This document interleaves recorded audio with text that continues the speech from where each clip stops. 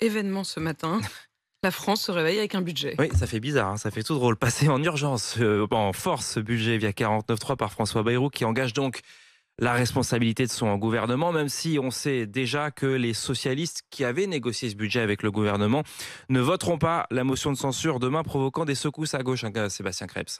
Face à la décision socialiste, les insoumis enragent. Laisser passer le budget sans censurer est une trahison, juge Éric Coquerel. De fait, ils sont dans un soutien sans participation au gouvernement. De fait, ils sont dans la majorité. Nous ne voulons pas croire que les députés socialistes permettent à M. Macron de sévir pendant encore un an dans le pays. La gauche se déchire et François Bayrou s'offre un répit. C'est la méthode qui a porté ses fruits, salue un élu du bloc central, sous le regard presque amusé du RN, Philippe Ballard. On assiste à quoi?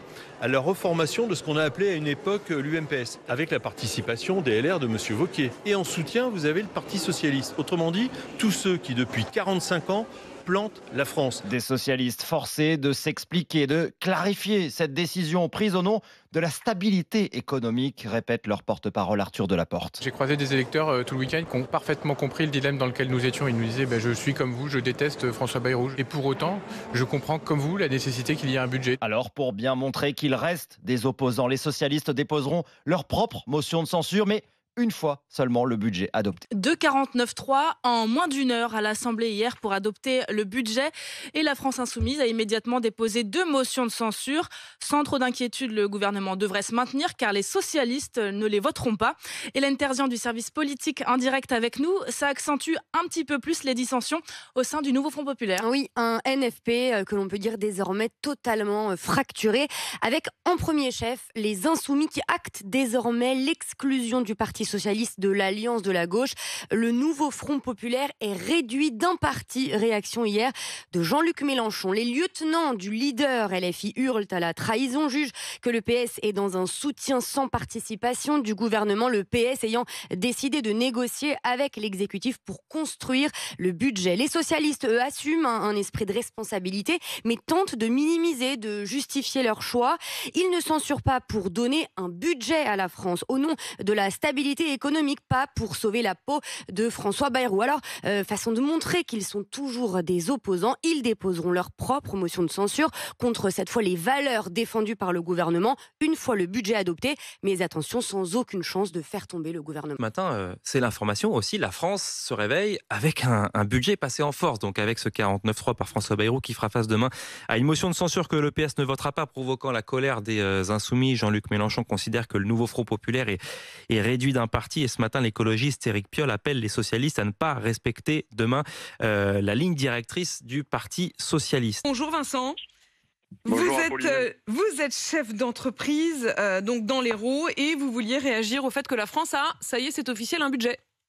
Oui, mais enfin, comme je disais à vos collègues apollinais, vous savez, nous, la question du budget de l'État, elle nous préoccupe peu. Moi, je suis élu local dans un petit village. Oui. On est 2500 habitants. Et en fait, nous, ce qu'on a besoin, c'est de la bienveillance. En fait, aujourd'hui, on a besoin que cette classe politique montre l'exemple, qu'elle porte un discours apaisé, constructif. On a besoin de se sentir un peu apaisé. Ça part dans tous les sens. Les gens deviennent un petit peu foufous. Et nous, dans nos villages, on a besoin vraiment d'apaisement. Aujourd'hui, il faut vraiment retrouver ce sens du collectif, quoi, se vivre ensemble. On est dans un conflit constant. Quand vous voyez que dès le petit bégaiement du Premier ministre, les gens crient, hurlent, machin, tout ça, on n'a plus besoin de ça, quoi. Il faut qu'on avance maintenant. Il faut qu'on avance. En fait, vous appelez les politiques à la responsabilité, à l'apaisement. J'appelle les politiques à l'apaisement et j'appelle les politiques à la démonstration de ce qu'est vraiment la vie.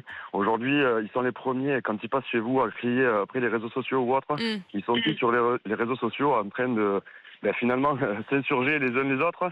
En fait, on peut plus vivre tout ça, on peut plus vivre tout ça. Vous savez, nous, on est 2500 dans le village, tout le monde a des idées politiques différentes, mais on se rend compte depuis le début du mandat, moi j'étais loin de ces idées-là, et au final, qu'est-ce qu'on fait dans nos villages? On fait du communisme, parce qu'on a besoin d'avancer tous ensemble. Pour la même chose, c'est l'amour de notre clocher. Et en fait, à la grande échelle, c'est ce qu'il devrait montrer, c'est l'amour du pays. On est français, on est résilient, on le fera, on avancera. Vous savez, moi je travaille 39 heures dans un parc animalier de loisirs. À côté de ça, on a créé avec ma sœur et ma femme, mon beau-frère, une petite société de broderie industrielle. Donc on travaille la nuit pour essayer de s'en sortir, avancer. Et en fait, je suis convaincu qu'il y a plein de gens comme nous. Et vous êtes engagé en plus et élu local. Honnêtement, Vincent, faut revenir. Vous avez 1000 choses à nous dire et à nous raconter sur effectivement ce que c'est que la France, et aussi essayer de vivre ensemble et d'aller faire un pas vers les idées des autres. Vincent, je sens presque de l'émotion dans votre voix aussi pour partager ça. Merci de l'avoir partagé ce matin au 32-16. Bonjour Rafik. Bonjour Apolline. Vous nous appelez du Val d'Oise. Vous êtes directeur commercial dans quel secteur ? En assurance, Apolline. En assurance. Oh, Rafik, j'aurais bien des questions à vous poser avec les hausses des tarifs. Mais Rafik, vous vouliez réagir à ce budget qui a enfin été adopté donc hier, double budget d'ailleurs, budget de l'État et budget de la Sécu. Enfin ? Oui, tout à fait. Effectivement, enfin, moi, je suis très content qu'on ait pu voter enfin ce budget. Vous êtes plutôt de quelle tendance, Rafik ? Vous votez où ? Alors, franchement, Pauline, j'ai voté qu'une fois dans ma vie. C'était il y a 10 ans. Ah bon, vous votez plus ? J'ai plus voté depuis. Et vous pourriez y retourner ? Qu'est-ce que je pourrais faire pour vous convaincre ? Ah oh, je pense qu'effectivement, alors je pense que ça dépendra des visages politiques, mais effectivement, je pourrais très bien y retourner, c'est le but. Hein. En tout cas, vous estimez qu'aujourd'hui, ils ont fait preuve les uns et les autres plutôt de responsabilité en ne censurant pas, enfin en annonçant qu'ils ne censureraient pas ce budget du côté de la gauche notamment ? Exactement, je pense qu'il fallait avoir une intelligence collective et de réfléchir quelque part à tous les Français. Parce qu'à mon avis, ça va envoyer un signal plutôt positif aux investisseurs, mais aussi donc aux agences de notation. Donc, il fallait qu'on arrive enfin à avoir un budget. Rafik, sur les assurances, vous êtes de quel côté de la hausse ? Alors nous, on est plutôt sur la moyenne basse au niveau de l'augmentation. Donc on a eu effectivement donc les annonces tarifaires en fin d'année. J'étais très content et puis les équipes aussi donc estiment que c'est des augmentations qui sont raisonnables. Donc il y en a qui s'en sortent. Il y en a qui s'en sortent. Après, c'est très important, Pauline. En fait, je pense qu'il faut rappeler qu'aujourd'hui, le tarif des assurances est impacté également par la surprime CatNat.